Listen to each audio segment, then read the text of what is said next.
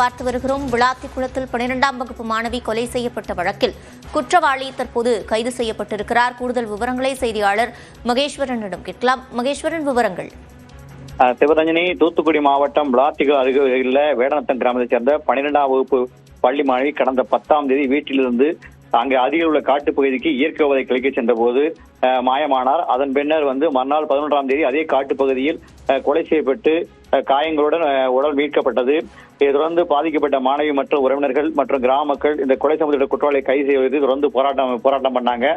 இதை அடுத்து குளத்தூர் காவல் நிலைய போலீசார் வழக்கு பதிவு செய்து 10 தனிப்படைகள் அமைத்து அந்த குற்றவாளியை கைது செய்வதற்கு பல்வேறு கோணங்களை விசாரணை நடத்தி வந்தாங்க. அந்த பகுதியில் உள்ள இளைஞர்கள், அங்கு வேலை பார்த்த வடமாநில தொழிலாளர்கள் மற்றும் அந்த மாணவியுடன் படித்த மாணவர்கள் என ஒரு 50க்கு மேற்பட்டோட விசாரணை நடத்துறாங்க. அதே மாதிரி சந்தேகக்குரிய நபர்களுடைய டிஎன்ஏ டெஸ்டும் எடுத்து அதை பண்ணாங்க.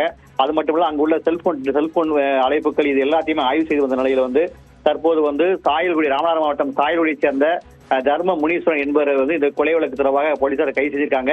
ஏன்னா அந்த காற்றாலை பகுதியிலிருந்து ஒரு சிசிடிவி காட்சியில ஒரு பைக்கில் போன ஒரு மர்ம நபர் கடந்த அந்த கொலை சம்பவம் நடந்ததுக்கு முன்னாடி 3 நாட்கள் சுற்றியதாக ஒரு தகவல் கிடைச்சது. அதன் அடிப்படையில் அந்த சிசிடிவி போலீசார் விசாரணை நடத்தி வந்த சூழ்நிலையில் தற்போது தர்ம முனீஸ்வரனை போலீசார் கைது செய்து விசாரணை நடத்தி வராங்க. குற்றவாளியை கைது செய்தால் மட்டுமே நாங்கள் உடலை வாங்குவோம் அப்படின்னு சொல்லி அந்த உறவினர்களும் அவங்க பெற்றோர்களும் தொடர்ந்து 9 நாட்கள் போராடி வந்த நிலையில் தற்போது குற்றவாளியை கைது செய்திருப்பதாக சொல்லியிருக்காங்க. எப்படி கொலை நடந்தது, என்ன காரணம், எதற்காக கொலை செய்யப்பட்டார், வேறு என்ன காரணம் என்பது குறித்து எந்த தகவலும் போலீசார் தரப்பில் சொல்லப்படவில்லை.